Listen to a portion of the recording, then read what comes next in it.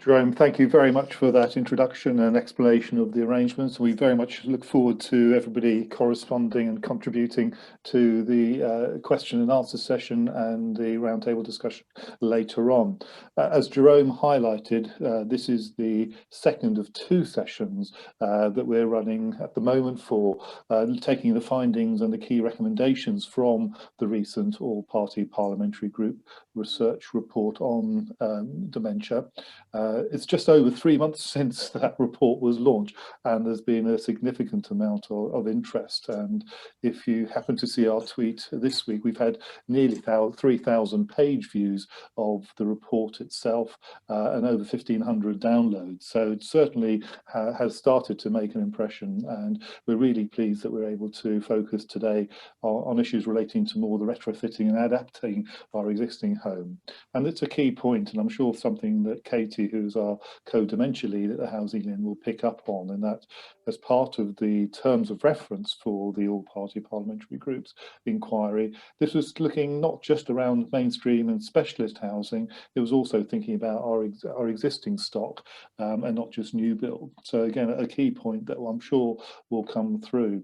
And also we will be hearing from 4 excellent speakers, all who have contributed either in person through the virtual networks to this report, or behind the scenes because they've written relevant policy documents and papers which focus on issues around dementia readiness. So you've got the agenda up at the moment.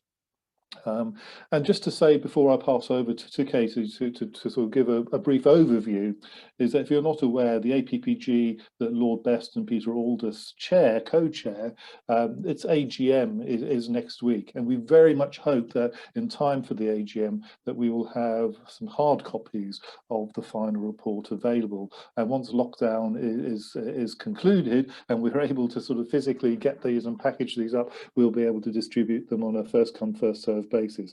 It is a small number of hard copies being published.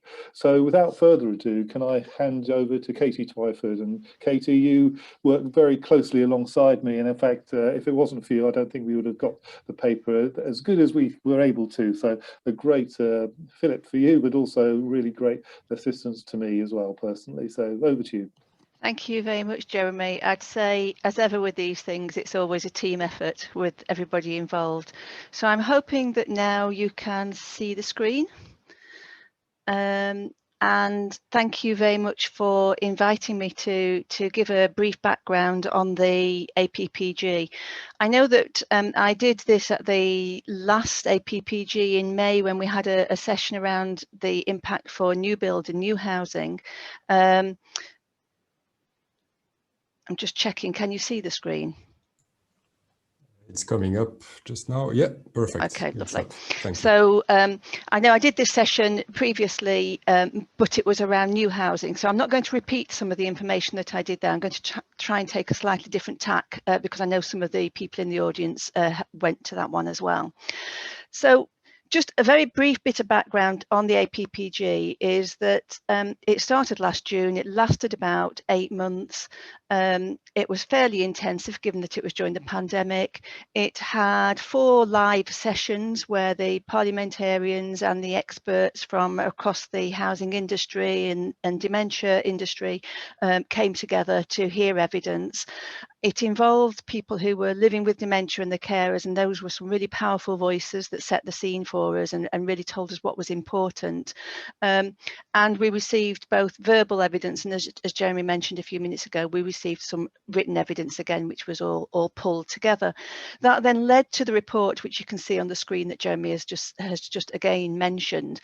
And within that report, there are 5 main chapters.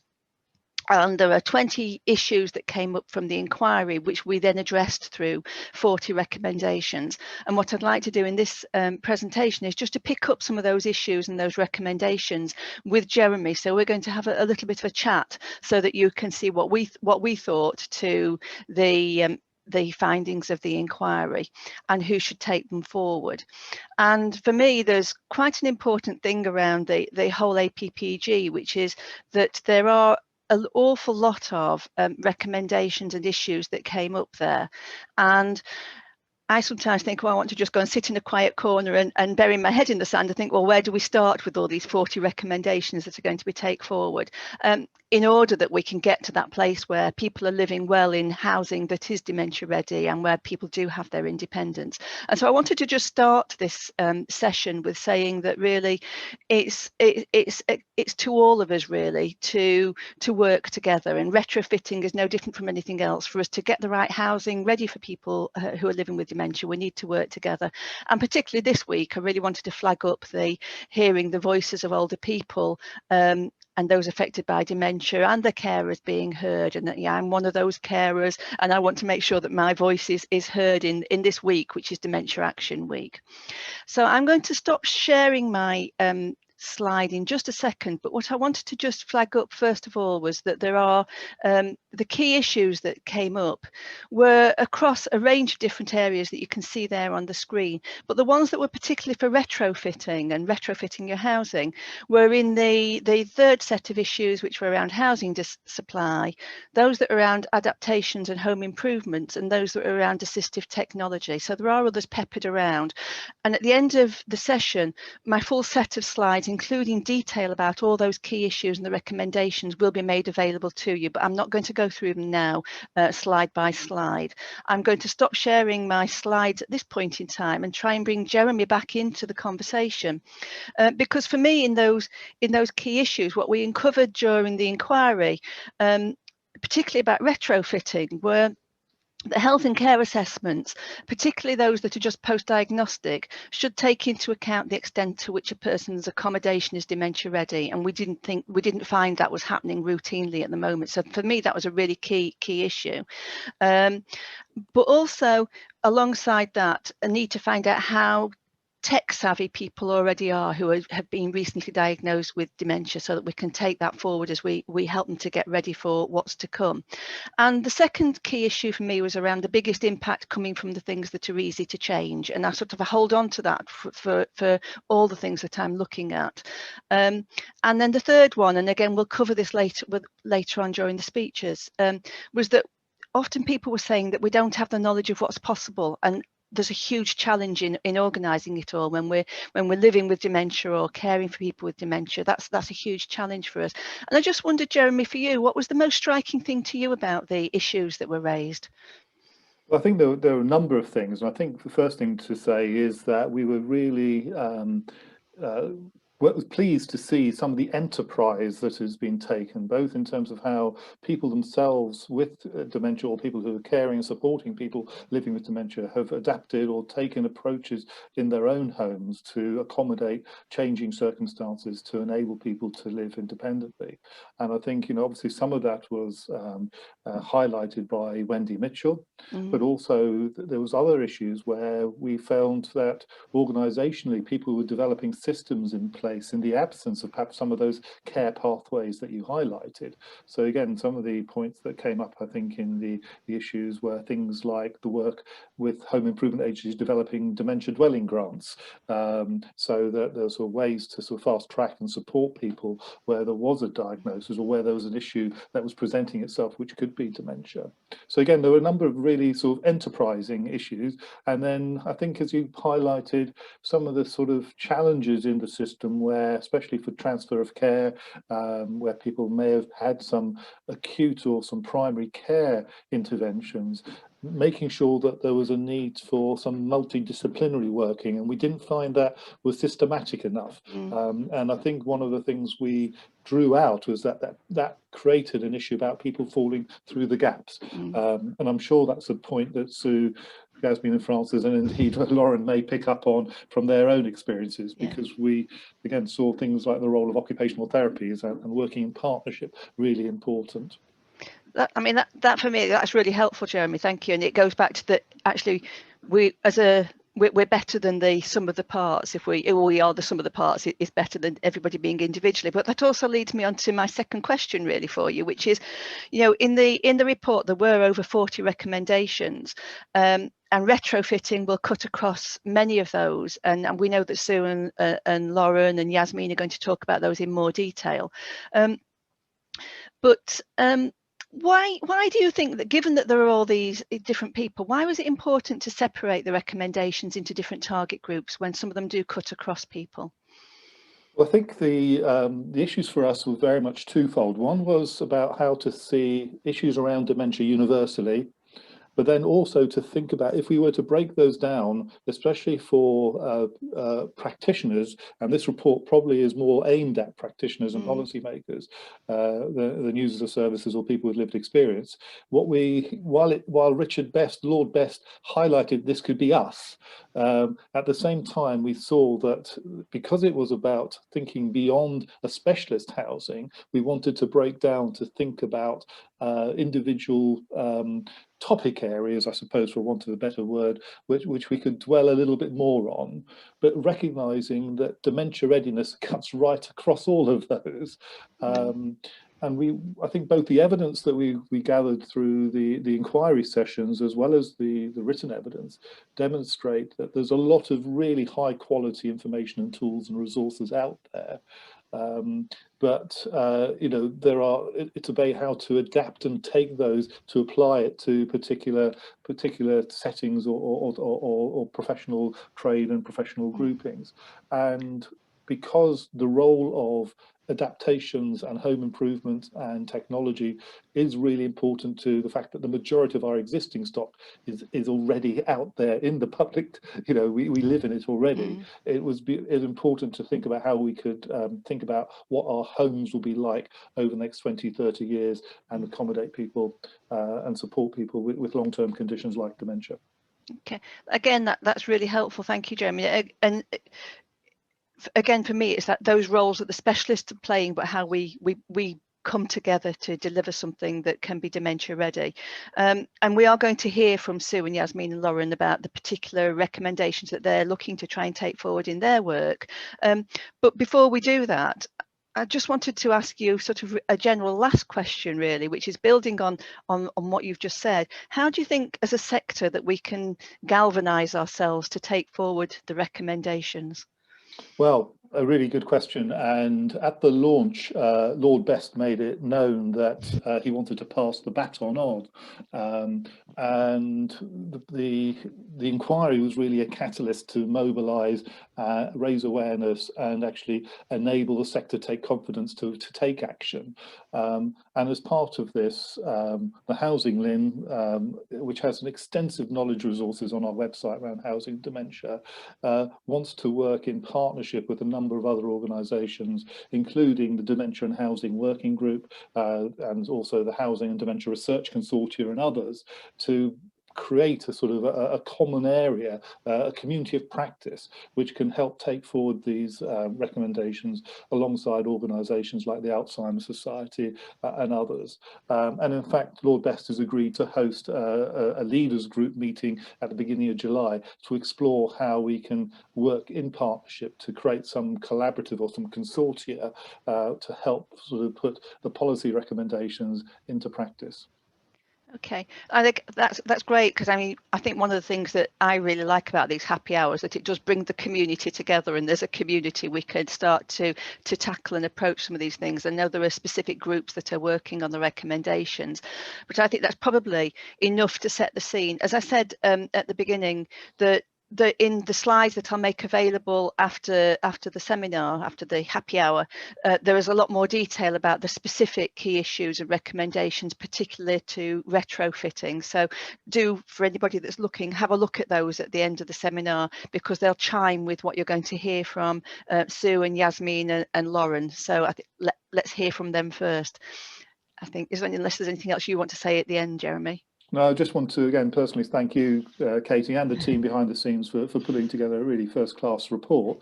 The only other thing I'd say is that in the report we tried to sort of future-proof it as well, to think about other things that are going to really enable scaling up.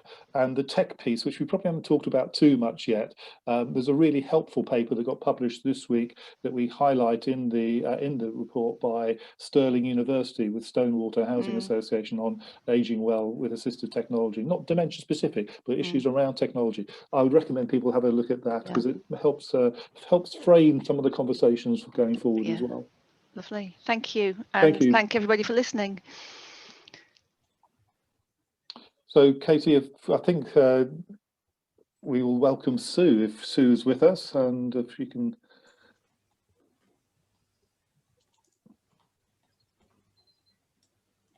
So I'm sure our next speaker needs no introduction. Sue Adams, Chief Executive of Care and Repair England. So Sue, thanks very much, and thanks also for your contribution to the APPG report. Hello there. Thank you very much for inviting me along today. I'm really pleased that we've got this session on the existing housing, and we very much welcome the report. I think the reason it's so important that we get retrofit right is that the vast majority of people with dementia live in ordinary housing and aspire to live there for as long as they possibly can, and also are keen to know that there are some good options when they can't. So what I'm going to look at, I'm going to come round to the key recommendations as I see them and ideas for taking those forward. But I just wanted to come back to one or two of the key points that I think are relevant to home retrofit for people with dementia.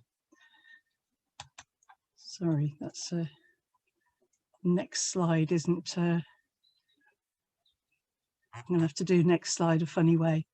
So what we know about what works for adaptations is that they're better if they're personalised, and they're better if they're delivered fast. It might sound like stating the blindingly obvious, but that's what international evidence shows us.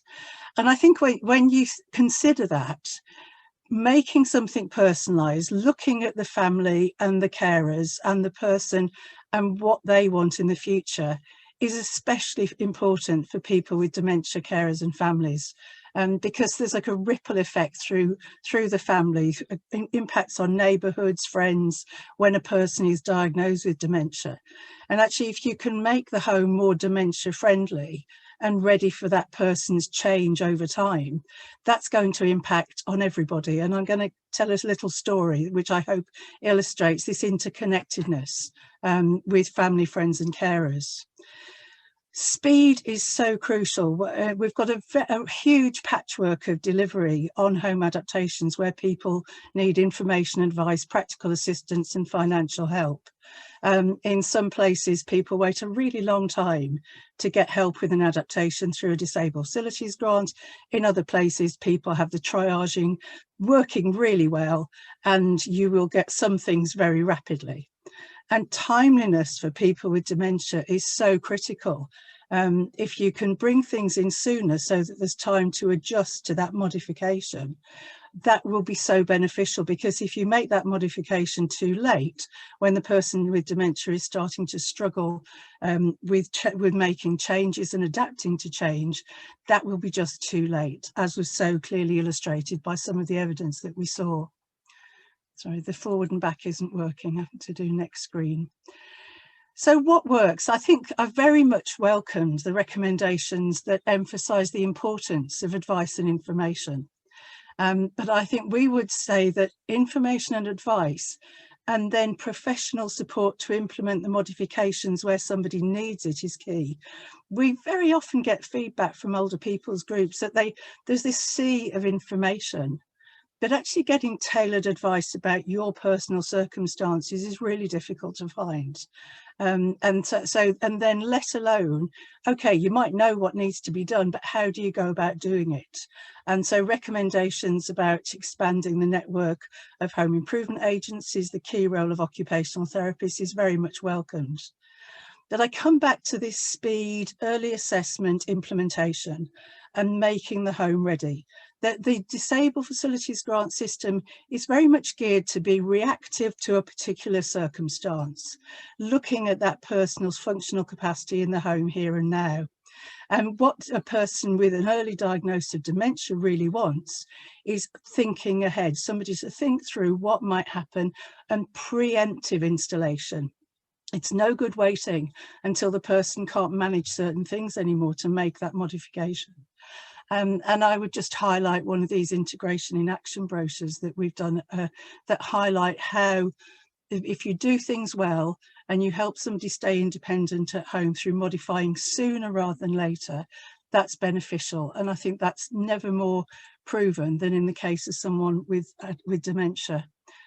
speaking from the experience of 3 elderly relatives supporting them through dementia. I just want to illustrate here that dementia and home modifications and adaptations don't exist in isolation. There tend to be reports and focuses on technology, on repairs, on adaptations, on information and advice. And the Homewise Memory Matters service up in Hyndburn, to me, it shows how you look at the whole person's situation. You have a caseworker, a handy person, and then you do all of it where you can. And so you've got a lady living with her grandson. She has dementia, but he's not well either. And as is so often the case, it really can be very hard to get social care support until you've reached a very advanced stage and crisis. And so in her case, there was no social care support.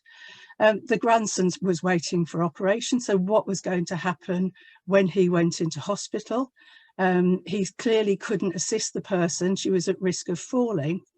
And so he found Homewise, and they could come in and do, I suppose, the fairly low-level technological changes around sensor pendant alarm, carbon monoxide flood detection, all the things that anybody knows that are risk points in the home if you leave a person with dementia alone for a while. And that made it easier for the son to feel safe about going home.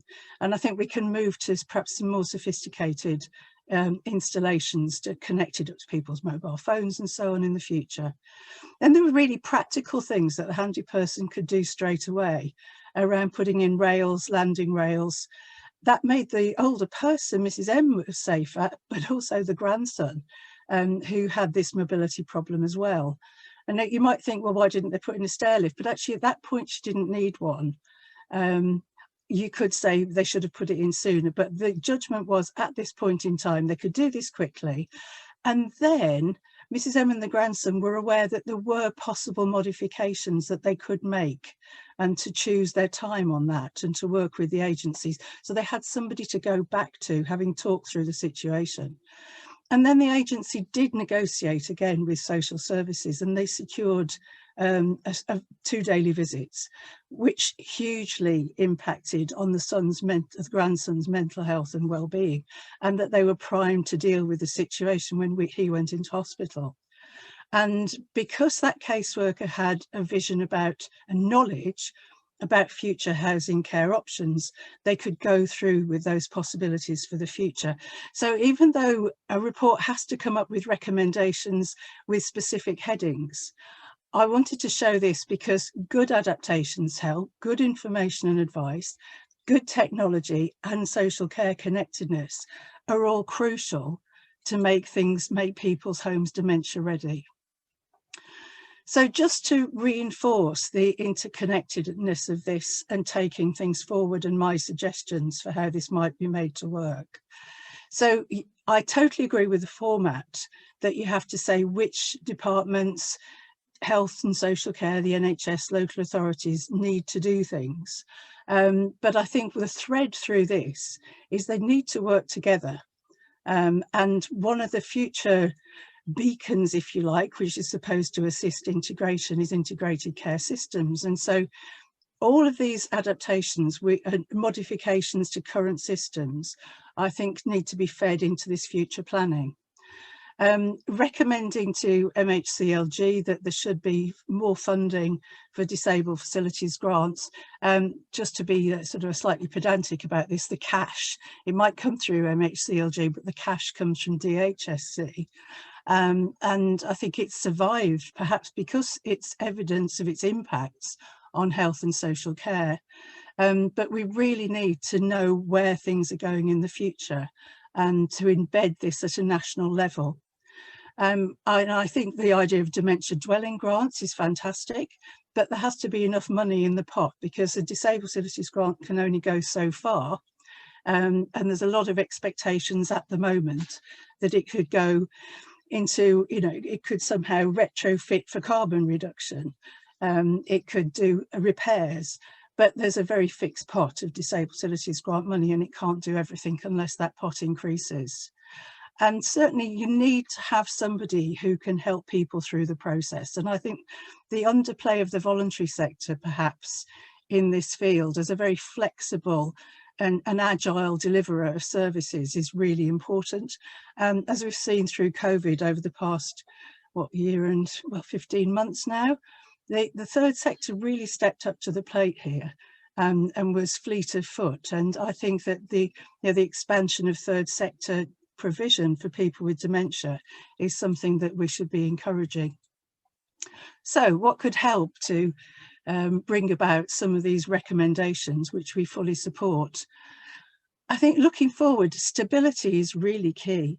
We're in such a time of flux, but the feedback I've had for years and years of looking at both disabled facilities grants for energy improvement, tackling fuel poverty, is how can authorities and health work together if they don't know how long something's going to carry on? And so I would love to see another 5-year settlement for mandatory provision of adaptations assistance. I think that would give the stability for this sort of joint planning. The feedback we had a few years ago when we talked to people about what would happen if disabled facilities grant was no longer mandatory, the feeling was that at time of austerity with competing priorities, the only things that got funded were mandatory, so we do need to keep that. I think there's enough flexibility already in that disabled facilities grant system and better care fund planning, but needs to be strengthened. And I'm very struck by how the NHS really it operates as a national body and it wants common provision everywhere. And so if we want to really embed housing in dementia care pathways and the new integrated systems of anticipatory care, there has to be some level of compulsory action everywhere, which might not be very, very popular, but it won't be embedded into NHS pathways unless you've got a guaranteed provision that's consistent. And delivery agents, handy person services, home improvement agencies, I would say that these need to be everywhere if they're going to be embedded in healthcare provision. Disabled facilities grants and the money for home adaptations has been channeled through the Better Care Fund, and there hasn't really been any strings so far. And I think that one of the drivers could be that there's some reward around innovation and performance, and maybe dementia grants are one of the areas that could be measured to encourage greater take-up, as well as just the sharing of information. And jointly commissioning, I think joint commissioning is absolutely the future when you look at integrated care systems. And if we did this for outcomes, so that there were better outcomes for people with dementia as well as disabled people generally, again, that, how you got there would be not as important as whether you got there. So just a few thoughts. Very much welcome the report. We'll do anything that we can to take forward those recommendations, and thank you for your time. Sue, that was great, and you raised a number of really important issues. It reminded me of the work you and I will remember of Nick Rainsford many years ago, who sort of talked about the AAA approach of information advice, accessibility and adaptability. I think what you've come up with is a new triple I, which is around information, integration, and perhaps also implementation. Yes, exactly. So thanks. We'll come back to that, and I know that we'll be asking all participants, please do post questions or chat in the Q&A function. So without further ado, I want to introduce Yasmin, and very grateful for you to join us, and I think Francis is with us behind the scenes as well. But your report that came out just ahead of the APPG paper report was really timely, and it really demonstrated some of the sort of innovations that are another eye taking place in the sector. So over to you. Thank you very much for joining us. Thank you. Hi everyone. So my name's Yasmin. I work for Foundations. I'm currently doing a master's in Peace and Conflict Studies, where I have a specific interest in marginalised groups. So today I'm going to be talking to you about the idea of dementia readiness as a way of responding to marginalised groups. Ooh, there we go. So after reading the APPG report, it was one of the things that really stuck with me. The idea that we as a society should be preparing for the changing demographics, whereby more and more of us are receiving a diagnosis of dementia. The idea that we need to be preparing ourselves as individuals, our families, our friends, and the houses that we live in. and the idea that we need to be making sure that our services are prepared for this too. I went back to my own report, which I completed as an internship project over the summer after reading this, and I looked through my own recommendations, and I realised that the idea of dementia readiness is what underpins all of this. But more importantly, I realised that this recommendation shouldn't be considered a challenge or an achievement. It should be considered a duty. The amount of time and energy that we put into research and the words that we choose to present these are meaningless if we don't actually follow them through. So I'm here today to talk to you through my recommendations in alignment with the APPG report's recommendations to make a point that these steps towards dementia readiness are expectations. They aren't difficult steps to make, nor are they overly ambitious. As with all marginalised groups, effective responses can make such a difference despite often being easy, simple changes. So it is with this that I encourage that these recommendations be taken as a duty. So firstly, the APPG report recommends more flexibility with the Disabled Facilities Grant Programme and encourages the widespread adoption of dementia dwelling grants. Like the APPG report, my report also looked backwards, reflecting on what wasn't going on at the moment, as only 3% of the national DFG programme goes to those with dementia, and only 41 out of 343 housing policies had specific grants for people with dementia. Whilst it's useful to get a picture, an idea of the national situation, to be dementia ready, we must be looking ahead. There are lots of areas with excellent practice, Oxfordshire, North Somerset, Worcester and Blaby to name a few. But to really move forward, housing authorities should be learning from these areas and preparing by adopting similar grants as soon as possible. But it's not just about the services, it's also about how these services are being provided. Both reports recommend that those providing care, advice and support for people with dementia should become dementia friends. And whilst this is true, it's important to note that being a dementia friend is not training, it's a form of awareness raising.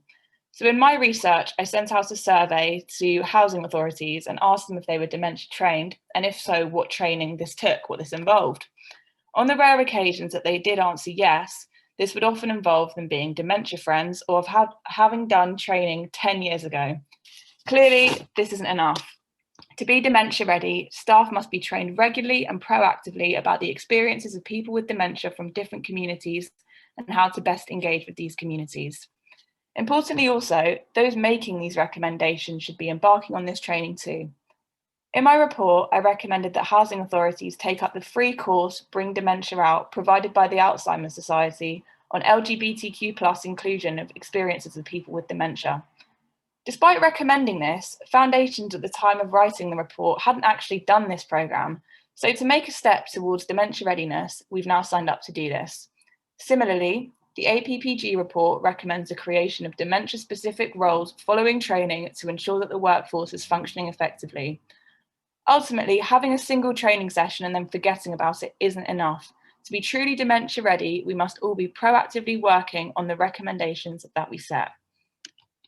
And how can we ensure that our training and our work is actually effective?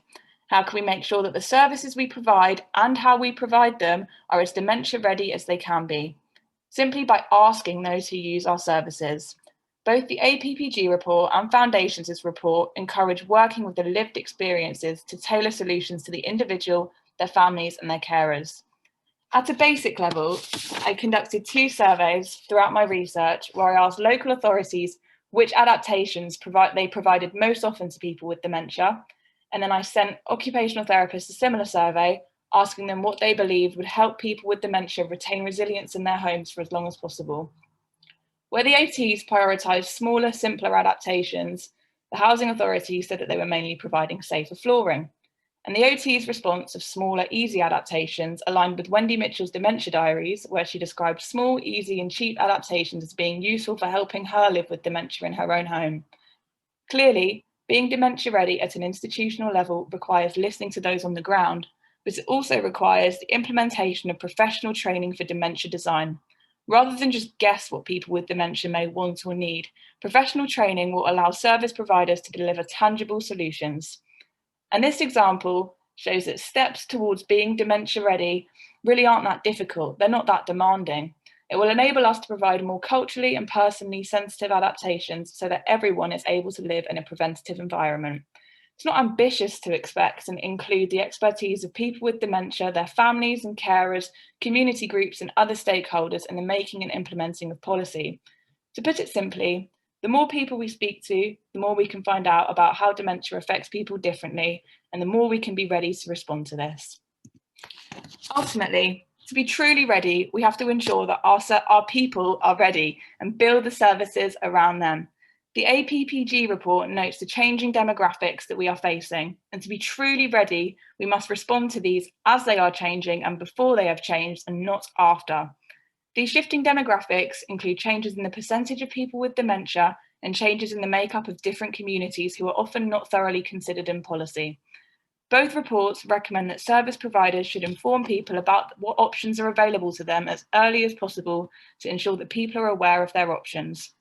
This past year and a half has taught us that we can never be truly ready or prepared enough, so we need to be continuously improving our services so that they are prepared and as ready as possible. Fundamentally, raising awareness, recommending and encouraging is all good and well, but as I've tried to show in this presentation, these recommendations aren't far-fetched or out of reach.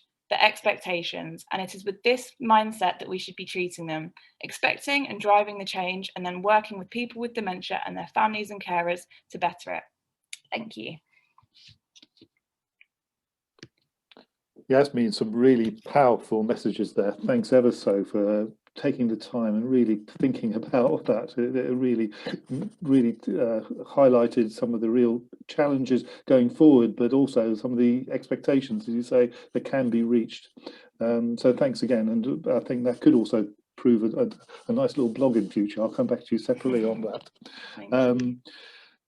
So please do post questions for everybody in the Q&A box. And our final guest speaker is Lauren. And Lauren, we've heard from Sue and Yasmin and others about the role of OTs. You're from the Royal College of Occupational Therapists and lead on the housing work. So delighted you could join us this afternoon too. Thanks, Jeremy. Yeah, it's almost as if I slipped Sue and Yasmin a tenner, isn't it? But I promise you I didn't. It's wonderful to hear that we're so aligned. Bear with me while I sort all this out. There we go. Right, okay. Yeah, really happy to be here. As Jeremy says, I'm from the Royal College of Occupational Therapists, and we are the professional body for occupational therapy practitioners across the UK, and we currently represent over 34,000 members. And we were very happy to respond to the APPG Inquiry into housing for people with dementia, and we're delighted to see occupational therapy included in the recommendations of the inquiry report. Now, if you are involved in delivering home adaptations and or supporting people with dementia, I'm guessing you will have encountered occupational therapists somewhere along the line. But we are a very broad and a very varied profession, actually, and our role can sometimes be misunderstood. So I think it's worth stating very briefly what our purpose is. So in a real nutshell, occupational therapists help people of all ages to overcome the effects of disability so that they can carry out their everyday tasks or occupations, as we would call them. And these disabilities might be caused by illness, aging or accident, and they can relate to both physical and mental health. And we provide practical and personalised support, very importantly, with the intention of empowering people to address the barriers preventing them from doing the activities that matter most to them. And this is in order to increase people's independence and their satisfaction in all areas of their life. And the exact ways that we go about doing that are very varied because the people we work with are very varied. But a consistent approach that we take, whoever we're working with and whatever their needs, is to consider these three key areas. Now, most importantly is the person themselves, as Sue and Yasmin have already stated very clearly. So the person, any physical and mental health issues that they are experiencing, for example, dementia, for the purposes of today's conversation, we consider how different health needs might interact for that person. And really crucially, we consider their preferences and their priorities for maintaining their independence. And that goes alongside the wishes and the thoughts of their family members and their carers as appropriate. We then consider the occupations and activities that they are having difficulty with due to these health issues. And that could be anything from being able to get washed and dressed of a morning, to cooking, housework, accessing the community, going to work, caring for others, pretty much anything and everything that you do in a day, from the moment you wake up to the moment you go to bed, including sleep, in fact. So anything that has meaning and importance to you. And that's about independence, of course, but it's also about safety. And the person's environment, of course, has a really important role to play in all of that, especially the home environment, because where we live can be both enabling and disabling. And that's why occupational therapists are so involved in home adaptations, so that we can hopefully increase those enabling factors, the enabling aspects of a person's home, and minimise the disabling aspects based on that particular individual, the person, and what they need to do, and what they need and want to do each day, their occupations. And when we're talking about dementia specifically, home adaptations are likely to be only one part of the way that an occupational therapist is supporting that person. There might be several other interventions taking place, some of which are noted on the right-hand side of this slide. But additionally, we also get involved in the design of new build, accessible and dementia-friendly housing, as well as helping people to move to homes that are more suitable for them. For example, if adapting their existing home isn't a feasible or preferred option. And these are also areas that, of course, that are considered in the APPG Inquiry report, which occupational therapists can add real value to. But whatever our intervention, it should always take a personalised approach, because everyone is unique, and what is needed and appropriate for one person might be completely unsuitable for another. And that's vital for us to remember as occupational therapists, but it's vital, quite frankly, for everyone who is supporting a person or people with dementia. Now, in terms of the inquiry report itself, it's noted that occupational therapists have a vital role to play in helping people to access adaptations that help to keep them safe and independent at home, which is absolutely correct. And it was really good to be mentioned alongside our colleagues working in home improvement and care and repair agencies, because we really are all part of the same jigsaw when it comes to adaptation. And I think it's important to think of us as part of the same workforce, regardless of which organisation we work for, because the more effectively we work together, the better the process is likely to be for our clients at the end of the day. Now, a lot of what I'm going to say next really does chime with what Sue was saying and what Yasmin was saying, and also the conversation between Katie and Jeremy at the start of today's event. And the inquiry report talks about ensuring that people have access to the funding they need so that adaptations can be provided in a timely way. Now, at a national level, that is, of course, about ensuring that there is an appropriate ongoing financial commitment to disabled facilities grants and the Better Care Fund more widely.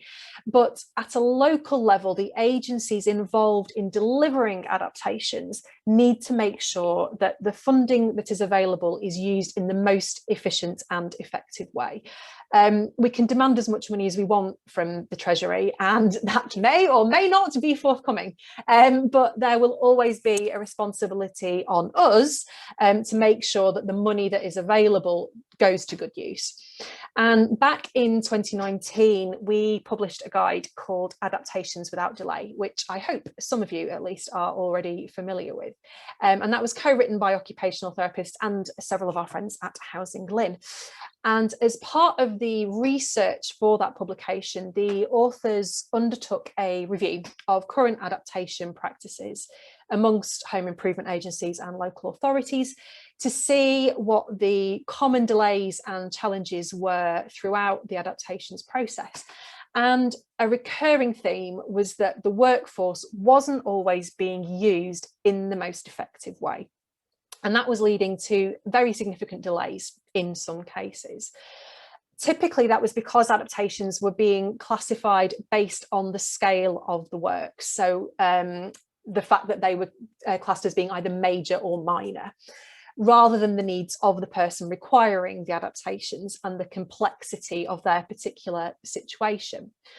So to help address that, Adaptations Without Delay provides a practical framework to help adaptation services rethink how their staff, so their technical officers, trusted assessors, occupational therapists, but basically everyone who is involved in the adaptations process, how they get involved with these cases based on how straightforward or how complex the needs of the person are.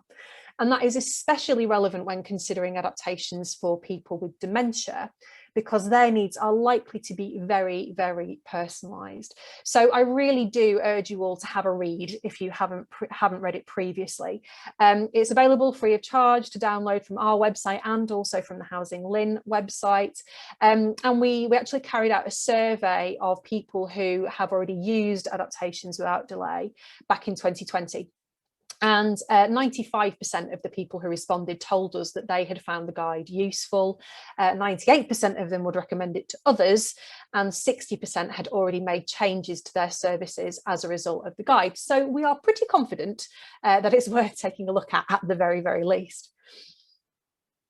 Now, coming back to the inquiry report, many of the recommendations really do resonate with our perspectives and concerns as a profession. And I wanted to finish by pulling out a few of the areas that I think are particularly important from our perspective. And again, there's a huge amount of resonance with what's already been said in the presentations so far in this evening's event.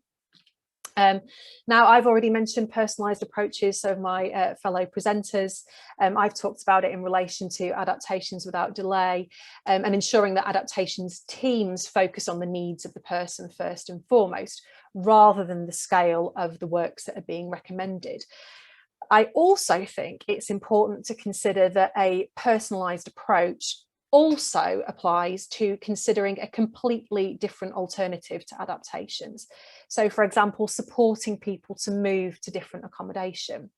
Now, adaptations are an excellent solution for lots and lots of people, and we know that remaining in a familiar environment can be very enabling for some people with dementia. But that isn't true for everyone. Sometimes the best way for people to overcome the barriers that they are experiencing is to move somewhere else. And I think that greater thought needs to be given to what financial and practical assistance is available to help people to do this. So, for example, is there any reason why better care funding couldn't be used more widely to support someone to move home if that is the best long-term solution for them and a better solution than adapting their existing property? Now, Sue has covered the issue of timeliness really effectively in her presentation, and it also reflects the points that I've already made about using adaptations without delay. So I'm not going to dwell on this point, but suffice to say that I completely agree with Sue. There is more work needed to do to speed up the process of receiving adaptations, to make sure that people get the right adaptation at the right time. And that needs to happen both at a strategic level and a frontline level, in my opinion. And that then feeds into my next point, which isn't just true of adaptations, but it's true of our entire health and care system. We are far too reactive. We wait for people to deteriorate or to reach a crisis point before we intervene. And that makes absolutely no sense on every level. It is much better to keep people well rather than to try and pick up the pieces after they've gone downhill. But that's just not how most of our services are currently structured. And The Guardian actually published an article at the start of this week, which included some really stark data that had been gathered by the Alzheimer's Society, showing a very significant increase in A&E attendance and hospital admissions for people with dementia due to preventable factors like flu and falls, very significantly when we're talking about the built environment. And I actually was in contact with a colleague at Alzheimer's Society earlier on today, and she was saying that the data actually shows that there's been a 44% increase in hospital admissions due to falls between 2015 and 2019. So in a very, very short period of time. And that is just unacceptable and completely unnecessary and avoidable as well. Because prevention is there, it's there in the Care Act, it's there in the NHS long-term plan. And we need to empower adaptation services and everyone supporting people with dementia to intervene sooner and think more carefully and more broadly about future-proofing. And I really believe that early investment will pay dividends for the health and care system, but much more importantly, for the people who need support. And finally, we are here at Happy Hour today, but I was really delighted to be invited by Housing Lynn to provide some verbal evidence to the HAPPI Inquiry recently, looking at technological approaches to helping people age well at home.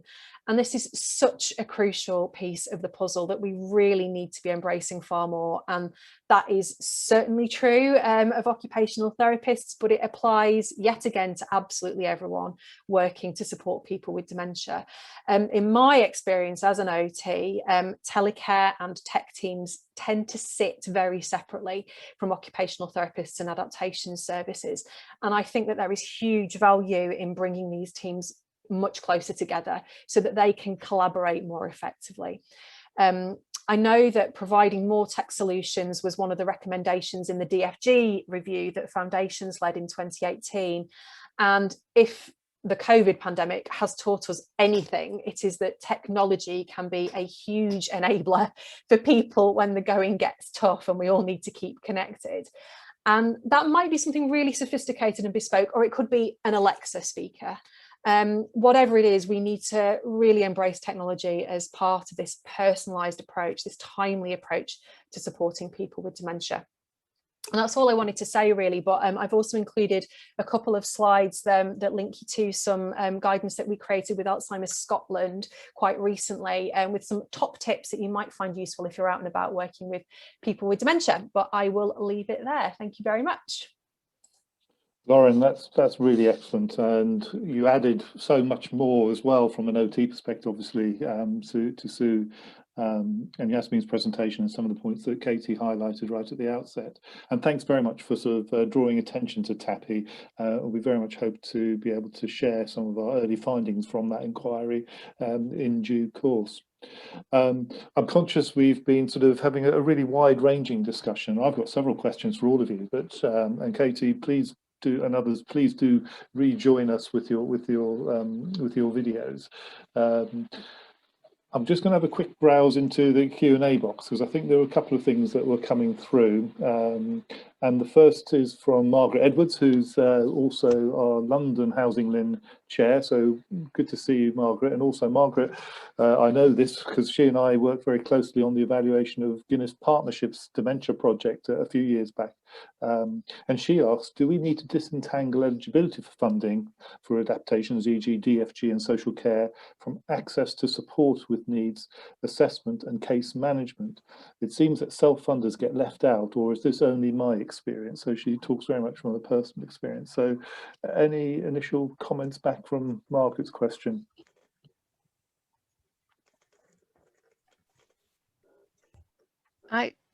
Shall I just add? Sorry, I'm just going to close the questions so I can now see you.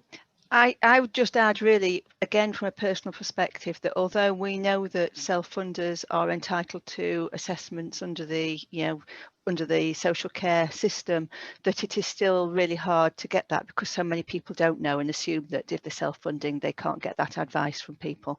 From my own perspective, I've been ahead and got that with my father, who is living with dementia, and they've been really helpful. Perhaps didn't cover as much around the housing as I would have liked, but that help is there, but not everybody knows about it. But I agree with Margaret that the issue about funding and then the issue about access to assessments do sometimes get very muddled. And I know that at the APPG report, some of the panel members are also interested where this linked into continuing care funding as well. So, so where do assessments fall in between the hurdles? Francis, welcome. You've got your hand up. Oh, welcome everybody. Sorry, I'm the head of strategy for foundations, and I'm here to field the sort of questions that may come out of left field and may floor Yasmin not to take her air really. So we were really acutely aware of the funding question, in particular as so much of this discussion is centered around the DFG, which is of course the means tested benefit, and therefore will only reach it only reaches a very small number of people, and even smaller number of people living with dementia. So when we've gone out as foundations regional advisors, we try and encourage local authorities to set policies that at least put people who are wanting or needing support as a result of a diagnosis of the dementia in line for a non-means test grant. So it's a grant that actually is available to them just on the basis of their diagnostic pathway. Now, local authorities are not surprisingly really scared of that, because they think they're going to get fleeced and their entire budget is going to be soaked up by the demand. And the experience of it in Worcestershire has not been like that. So in Worcestershire, people made £750 available to households where somebody was on the diagnostic pathway for dementia. And the average grant that was awarded to the 500 people who went through that service in the first 2 years was £138. They're very small initiatives that people first want to make their lives easier. They want to know what time it is. They want to know whether it's day or night. They want to know where they can find the coffee. And actually, it is the process of starting to make changes and actually embedding those changes for the longer term that sets out and where it can help. I agree that it's more difficult once you start thinking about moving house or finding care homes. I think it becomes a much more complicated situation. And having said that, the DFG review does recommend that the eligibility criteria or the means test for the DFG is aligned with the Care Act and taken into consideration when people are subjected to the Care Act assessment, so that actually any money spent on the house before they go into care is taken into consideration when that Care Act assessment happens. Jeremy, can I just say something very quickly? I think you can, Sue. This whole issue around means testing of interventions is a really tricky one when it comes to integrating health and social care. Because if you want to get somebody out of hospital really fast, or say with anticipatory care framework, you identify someone at risk and you want a swift intervention, the NHS doesn't means test people. And so that it can be a real delayer of action. I thought we saw last year in order to get people out of hospital really quickly and into care, the NHS stepped in with cash to pay for that care for a certain number of weeks. I mean, it's going to be scaled back now. But when you look at the sorts of amounts of money that a small dementia care intervention costs, the examples that Francis has given, the little case study I showed, it costs more to assess people. And it costs more to hold that up. It's not, and there's so much flexibility in the DFG system. There's plenty of localities that do proportionate, they triage, they do proportionate means testing. And so, there isn't huge amounts of money, you can't just deliver absolutely everything. But the scope is there for anybody who wants to do things, small amounts, really rapidly and pay for it. But I think it's just as important to be really clear that there's, as Francis said, most people will pay for those things themselves if they get the help and the advice and the information. And what the DFG system tends to do is only focus the efforts on the people who need the cash. So, we've tried this with mystery shoppers. You phone up, you want Adaptations help, and if you don't meet the DFG financial assessment, you're told you can't get any help. And I think this is also really fundamental for integration, is that you go for even the self-funders, you need that access to totally impartial information and advice. And it's very important, I think, in the case of people with dementia who need that impartiality. You raised the issue about advice, information advice, impartiality, and you touched on that in your presentation. In fact, in the chat box, there is a question for Katie on this, and perhaps I can throw it open to all. What is the one most important thing you would like to see happen to get more information advice to people who've been newly diagnosed with dementia, and how to prepare for the future and make their house dementia ready?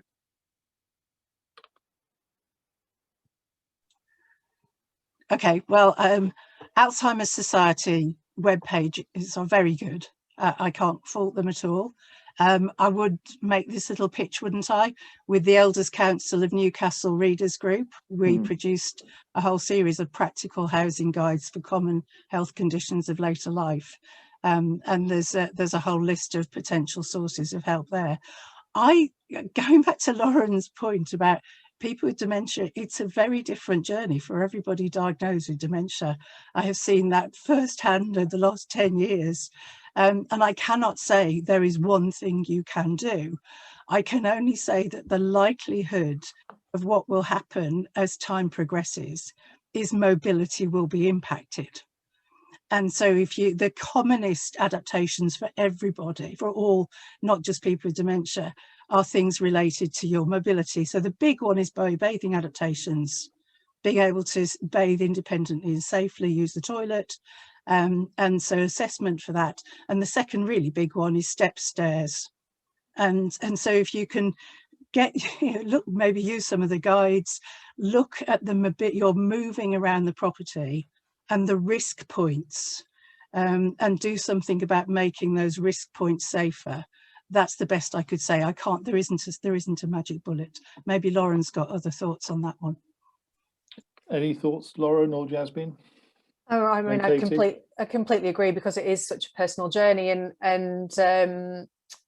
in terms of getting a diagnosis, not getting a diagnosis, where that comes from, who you're involved with. And I think it's two fundamentals. It's communication and education, and that's communication and education for the person who has dementia and their support network, but it's communication and education for the wider support workforce as well. You know, we tend to work in quite a compartmentalized way, and that kind of goes, I guess, back to my point about occupational therapists and tech teams for the sake of argument, but also sometimes occupational therapists and home improvement agencies. I think we all need to know what is on offer, you know, because we're all part of this same bigger picture, and it could be quite low level information. I think we also need to be aware of over prescribing to people, and this kind of over medicalization as well. I think, speaking as a health professional, that's something that we can be quite guilty of, is wanting to do to people and do for people, when actually we need to be empowering people to do for themselves and understand what is available and what the choices are. Can I just come back onto that then, Jeremy, because it was one of the things that was really interesting to me, and I think it was a really powerful message that came through in the inquiry from Wendy Mitchell, was around that don't take the risks away.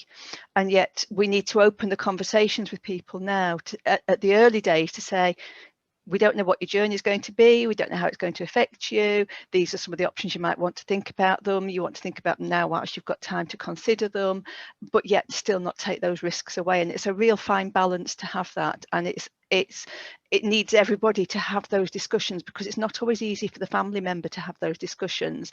And yet sometimes there isn't a professional that's around there doing it either. So it's a really thorny issue for me. Thanks. I'm just looking at the questions and the chat box, and one of the comments in the chat box is from Marnie Walker, and Marnie is one of the co-authors of the Adaptations Without Delay that Lauren highlights. So really pleased that you could join us this afternoon. I think you're also doing a PhD around some of this, and you make a really important point around the assessments, and that everybody should be entitled to an assessment irrespective of their financial circumstances. We've had another couple of questions come in to all the panel. If you could suggest one simple quick win to make life better for people living in their own home at the early stage of dementia, what would it be? And that's from Graham Davies. So does anyone want to pick up that one? I think, going on from what was just said, for me, I think the most important thing would be being aware of all your options as early as possible. So some of the case studies I found, there were in hospitals, there was information stands about dementia and housing options and things like that. So I think that would be a small, simple win, is being aware of your options as early as possible, I think. Yeah, and I think that comes back to making sure that information and advice is available as well as having people who can support the care management as well as the care navigation around some of that. Any other comments on that, or can I move on to the next question, which is very much an HIA? I think especially early on, you simply ask them what their problems are. You simply ask people who are living with dementia and their carers what the problems in their homes are, and they will tell you what solution they'll want. And I've got a couple more questions in here, and I know that we also have a person, Cecilia, would like to ask a question first. If I pass over to Jerome, do you want to let Cecilia ask a question? Yes, Cecilia, I think you're muted at the moment, so if you can. Hello, hi. Hi, Cecilia. I don't know if you can see me. I'm sure you can hear me.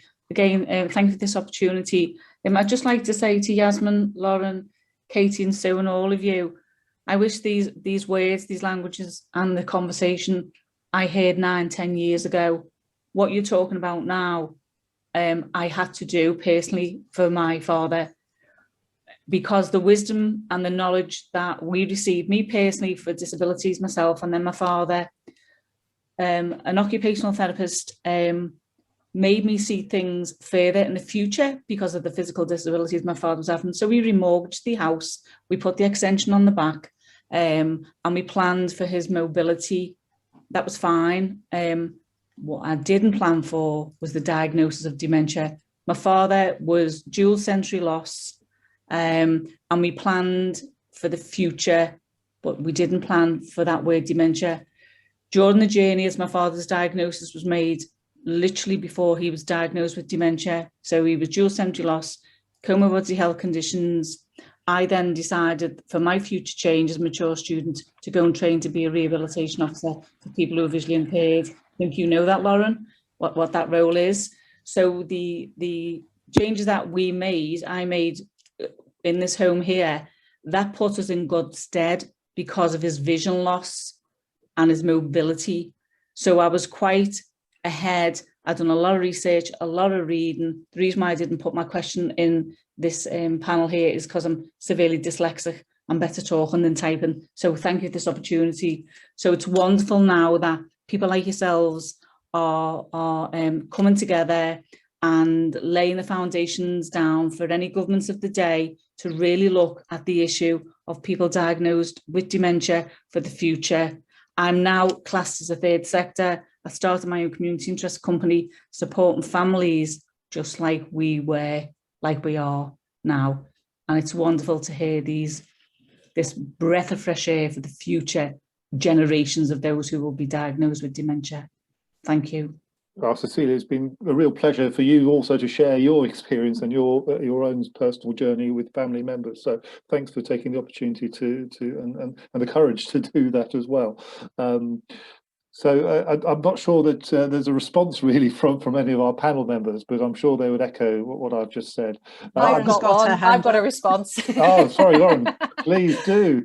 Thank you so much, Cecilia, for sharing that, because I think you raised kind of several really excellent points. But I think the real thing that resonated for me is that we have to treat people as people. They're not, they're not a diagnosis. They are fully fleshed individuals, and dementia might be just one of the things that are going on for them. So coming back to that idea of complexity, I mean, we're all complex, but I think if we try to pigeonhole people, it's very, very damaging. But also that real importance of supporting everyone around that individual. It's not just that person, it's not just their diagnosis, it's everything that's going on for them and everything that's going on for their support network. And that so easily gets lost as people move through the health and care system. So I think you've made some really important points and articulated them really, really well. Thank you.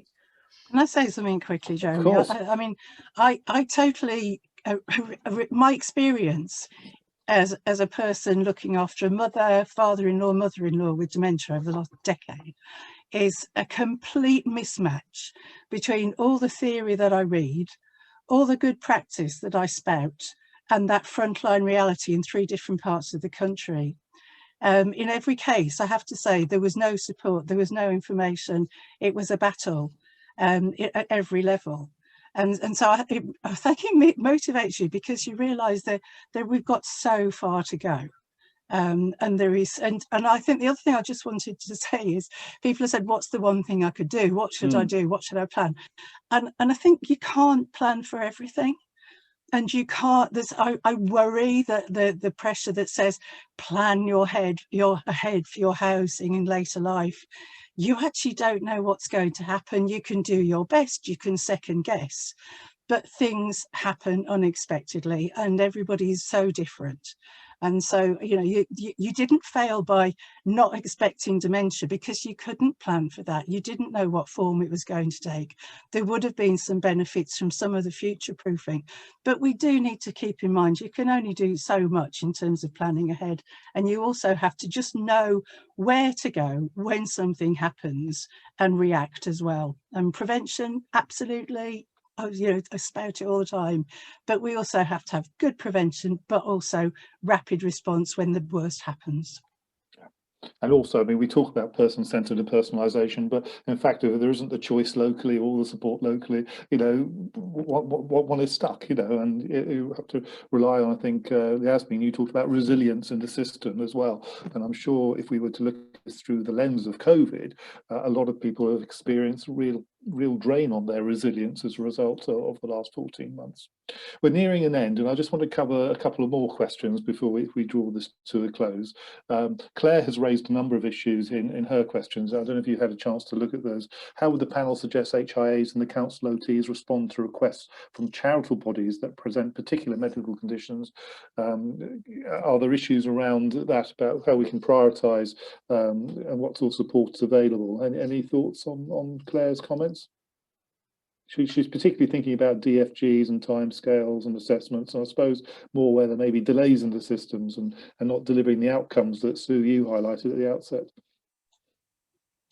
It is a really tricky one, because I think that for local authority planners who, if they're cited on health conditions at all, it'll be through the Joint Strategic Needs Assessment. Will take as priorities those conditions that affect their populations most. Now, the sort of conditions that Claire mentions there, like MND, they're almost like canaries in the coal mine for the system, because actually MND can affect somebody so quickly and so in such a devastating manner and in such a different manner that actually for the system to keep up with the condition itself is really hard. And what Foundations has actually written a sort of joint best practice guides for people with MND, and how and the sort of recommendations that we made to directors of adult social care to check whether their systems were good enough to treat people with MND better. But it is tricky, because there will be the exceptions, and actually the system is better at planning for larger cohorts. But as we just found in this webinar, even dementia, which is going to affect 1 million people by the end of in 2 years' time, it's not particularly serving very well. So let alone rare conditions like MND. Yeah, it's no solid. There are two other questions which are in the Q&A box. One from Robin from Optivo. For those of you who don't know, Optivo are a registered landlord in the southeast of England. And he says most of the recommendations relate to LAs. What advice would the panel give to housing providers juggling priorities for investment in their social housing stock, including general needs and sheltered housing schemes? Now, I'm conscious this happy hour isn't focusing on that, but Katie, do you want to sort of just come back on any of that?